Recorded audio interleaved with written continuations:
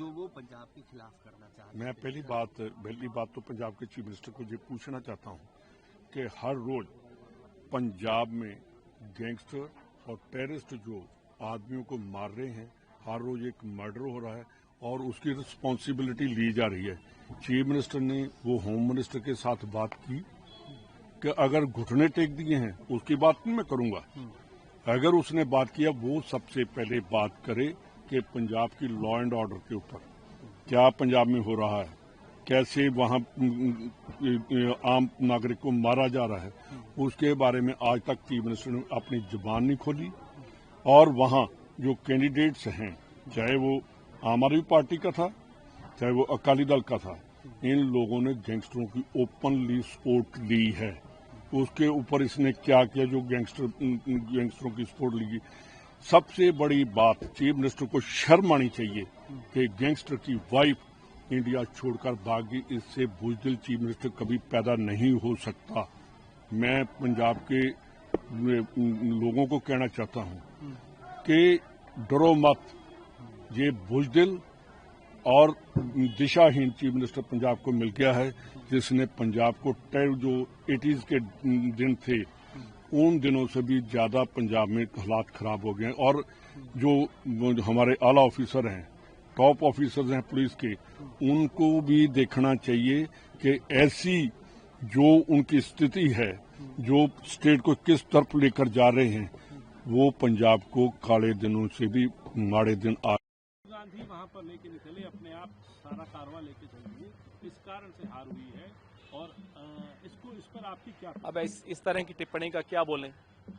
किरण रिजिजू अच्छी तरह जानते हैं कि बीजेपी के मेजॉरिटी अधिकांश नेता मोदी जी के बारे में क्या विचार रखते हैं और चुनाव किस तरह से चोरी होते हैं, उस पर बीजेपी के अधिकांश नेता क्या बोलते हैं, ये किरण रिजिजू जी इसलिए अच्छी तरह जानते हैं क्योंकि उनके भी विचार कुछ ऐसे ही हैं। अब मेरा मुंह मत खुलवाइए, रिजिजू जी जानते हैं कि मैं क्या बोल रहा हूं। Sir, in the Delhi blast case, now Dr. Umar's last video has been released, in which he is basically justifying the suicide bombing, stating that it is martyrdom for the Islam. Well, let's wait for the investigations to get over. In any ongoing investigation, I don't think it's proper to make political remarks on such videos. So let's wait for the investigations. But sir, do you think that it is also going to make some impact on the youth as well, the manner in which? So I don't want to comment on anything when an active investigation is underway. Sir, As a responsible political party, I don't think we need to make any comment on this. Sir, आज भी कई court को धमकी मिली है bomb से उड़ाने की। ये इस पे बहुत गंभीरता से जांच होनी चाहिए। पिछले 1 साल से लगातार खास तौर पे दिल्ली में स्कूलों को जिस तरह की धमकियां दी गई, अब आप बता रहे हैं कोर्ट्स में धमकियां दी गई, तो ये पूरा मॉड्यूल क्या है, कौन ये अगर बदमाशी है तो भी उसको पकड़ना जरूरी है और गंभीर है तो गंभीर तो है ही।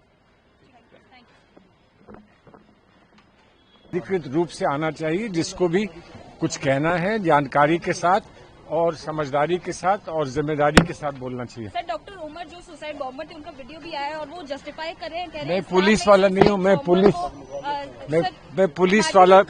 वाला नहीं हूँ। जो भी अधिकृत रूप से हर पार्टी को कहना है वो प्रवक्ता पार्टी के कहेंगे। हुसैन दलवाई कह रहे हैं कि कश्मीर में जो हुआ है उसका नतीजा है ये, और चुनाव के समय क्यों होता है ये इस तरह, हाँ भाई, इस तरह की घटनाएं जो होती हैं। मैं कुछ नहीं कह रहा हूँ, इसलिए कि मैं मानता हूँ कि ये बहुत संवेदनशील मामला है। इस पर बहुत समझदारी के साथ, बहुत सूझबूझ के साथ, बहुत बात को समझने के बाद अधिकृत रूप से प्रवक्ता को बात कहनी चाहिए। उसमें फिर जो चर्चा होनी है वो हम कर सकते हैं। सर, नहीं, एक मिनट, मेरी गाड़ी कहाँ है भैया? सर, सलमान सर, बतौर आप बड़े, क्योंकि एक मुस्लिम नेता है, मैं ये बस आपसे ये सवाल यार बात सुनो। मैं नमाज पढ़ रहा हूँगा तो आप कहना कि आप मुस्लिम नेता हो, मैं आपके साथ खड़ा हूँ तो जैसे आप हो वैसे मैं हूँ। मैं ये नहीं कह रहा हूँ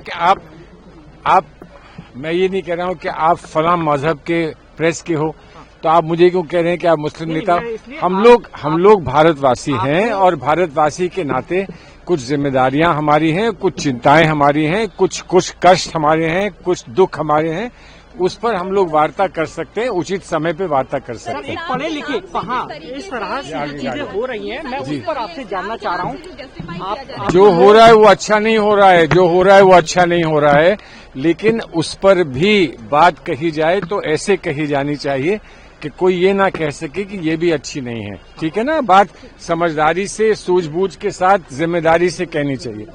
सर जो हो रही है, अच्छा नहीं हो, व्हाइट कॉलर नाम दिया जा रहा है। नहीं, कोई पढ़े लिखे लोग अब इस तरह की चीजों में आ रहे हैं। मैं कह रहा हूँ कोई करे वो अच्छा तो नहीं हो सकता ना। दुख का विषय है, देश के लिए एक बहुत बड़ी चिंता का विषय है, एक बहुत बड़े कष्ट का और संकट का विषय है। इस पर बहुत सूझबूझ, समझदारी के साथ, संयम के साथ बात होनी चाहिए। सरकार से कोई अपील आप करेंगे? इस तरह से कहा सरकार से अपील मेरी पार्टी के नेता अवश्य करेंगे। मेरी पार्टी के नेता हर चीज को देखकर और बहुत संयम के साथ सरकार को जो कहना चाहिए वो सरकार को कहेंगे, लेकिन उसका आप प्रतीक्षा करें। और सर कुछ बोला जाएगा, लेकिन पार्टी की तरफ से बोलने दीजिए। हमको अपने अपने तरफ से कुछ बोलने में कोई अच्छाई नहीं होगी। पार्टी को हर चीज पर विचार करने के बाद जो कहना है वो कहने दीजिए। देखिए, हमने लगातार कहा, पहला तो ये कंडेमनेबल है जिस तरह से दिल्ली का ब्लास्ट हुआ है। दूसरा कंसर्न ये है कि पहले इस उग्रवाद या मिलिटेंसी के रास्ते में कम पढ़े लिखे, कम समझदार लोग ज्यादातर इन्वॉल्व होते थे।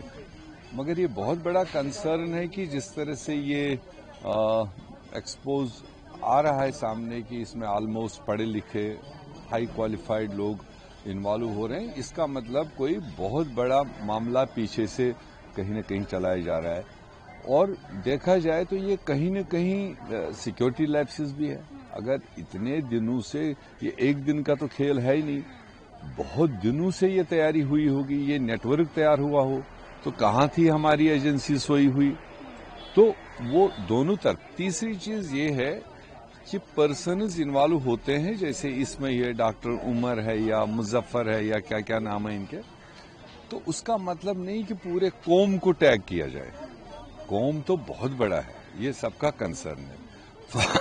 फर्द इन्वॉल्व है, इंडिविजुअल्स इन्वॉल्व है, उसकी तह तक जाने की जरूरत है। इन्वेस्टिगेटिंग एजेंसीज को पूरा नेटवर्क ढूंढ निकालना चाहिए, क्योंकि ये अदरवाइज पूरे देश के सिविलियंस के लिए बहुत बड़ा रिस्क फैक्टर है।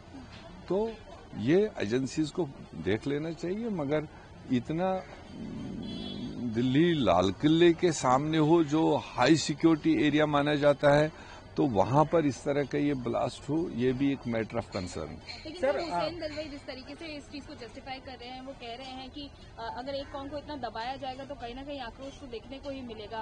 उस पर आप क्या कहना चाहेंगे सर? मैंने अपनी बात रख ली, बाकी लोगों ने किसने क्या कहा वो उनसे पूछ। लेकिन क्या आपको लगता है कि गलत है इस तरीके की? मैंने बोल दिया, कुछ फर्दों की गलत रास्ते पर इन्वॉल्वमेंट की वजह से सारे कौम पर शक की निगाह नहीं जानी चाहिए।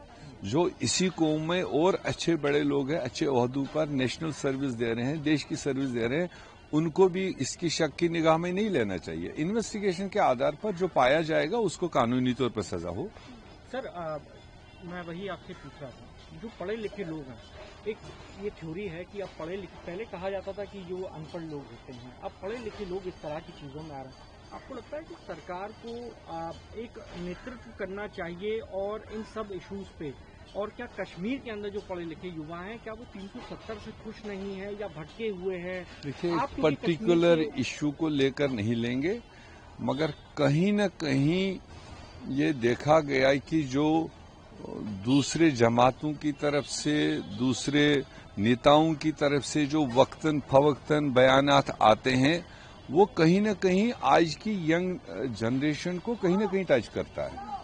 वो जिम्मेदार पोस्टों पर रहकर अगर कोई ये कह देगा कि अब तो 5 अगस्त के बाद में जाओ कश्मीर की लड़कियों को लूट लो, वो आपका माल है, तो क्या ये कॉन्स्टिट्यूशनल लैंग्वेज है? कहीं न कहीं उस तरह की जनरेशन को टच करता है। ये एक एंगल हो सकता है, बट कहां से ये फीडेड हो रहे हैं वो नेशनल कंसर्न है। क्या कुछ माना जाए, आप लोगों ने क्या रोड मैप आज तैयार किया? देखिए, एसआईआर के माध्यम से जो बीजेपी और आरएसएस चुनाव आयोग के माध्यम से जो वोट चोरी का षड्यंत्र कर रहे हैं, उसके ऊपर एक स्ट्रेटेजिकली मीटिंग हुई है और हम किस तरीके से हमारे बीएलए बना करके उस बीएलओ बीएलए और बीएलओ को साथ में समन्वय स्थापित करके कैसे रोक सकें और हमारे लोगों को, पार्टी वर्कर्स को कैसे इस काम में लगा के हमारे सही वोट वो काटे नहीं और वो अपने फर्जी वोट जुड़ाए नहीं, इसके लिए हमको तैयारी करनी है और उसी के ऊपर एक स्ट्रेटजी हमारे द्वारा बनाई गई है। और हमने राजस्थान के अंदर जो है वो 52,000 समथिंग जो बूथ है उसके ऊपर पूरे के पूरे हमने जो है वो बीएलए बना लिए हैं, बीएलए 2, और उनका प्रशिक्षण हमारा चल रहा है। लगभग 2-3 दिन के अंदर पूरा प्रशिक्षण हो जाएगा। उसके बाद में हर बीएलए जो अपनी बूथ के 50 फार्म प्रतिदिन लेकर के सही फार्म अपने बीएलओ को, सरकारी जो कर्मचारी है उसको देगा और उसकी रिसीट लेगा। और जहाँ पे ये बेईमानी, जहाँ हमारे वोट है माइनॉरिटी, SC ST, उनको काटने की जो कर रहे हैं उसको रोकने के लिए हमने स्ट्रेटेजी बनाई। सर, ये किसको कैसे देखते हैं आप? कहीं ना कहीं जटिल समस्या हो रही है क्योंकि बीएलओ जो है सुसाइड तक कर रहे हैं, केरल हो, आप सब प्रदेश। नहीं, देखिए वो तो तब कर रहे हैं ना जब आनन फानन में इनको फर्जीवाड़ा करने के लिए, नाम गलत नाम जोड़ने के लिए और सही नाम जो कांग्रेस आइडियोलॉजी को उसको काटने के लिए वो ये कह रहे हैं फार्म ले आओ 2 दिन के अंदर। तो 2 दिन के अंदर आप बताइए, एक सरकारी कर्मचारी एक घर में 5 वोट हैं, 7 वोट हैं, 10 वोट हैं, उनके सारे फार्म सही भर के कैसे दूसरे दिन ला सकता है? जबकि उसको तो 1 महीने का समय है, लेकिन 1 महीने बाद में लाएंगे तो वो सही भर देंगे। इसलिए इनको आनन फानन में 1-2 दिन में ही कलेक्ट करना है। तो ये जो अनावश्यक दबाव डाला जा रहा है बेईमानी के लिए, उसकी वजह से ये सारा काम। सर, आखिरी सवाल है कि आप लोग SIR की बात कर रहे हैं जी, इसके अंदर कुछ ना कुछ जी, जबरदस्ती है, जी, धमकी है, जी, लेकिन बीजेपी की तरफ से किरण रिजिजू ने स्टेटमेंट दिया आज कि SIR कोई मुद्दा ही नहीं था बिहार के चुनाव में। ज्यादातर कांग्रेस के नेता यही कह रहे हैं। तो फिर 65 लाख वोट कैसे कटे? 65 लाख जब MP, आप 12 महीने पहले MP का चुनाव हुआ तब तो आप फर्जी वोटों से लड़े हो और आज आप उसको सही कर रहे हो। यानी ये 65 लाख वोट तो MP के चुनाव में, इसका मतलब फर्जी थे। आप खुद ही बता दो, जब उन्होंने चुनाव जीता तब तो वो सही थे और अब MLA का चुनाव आ गया तो काट दिया।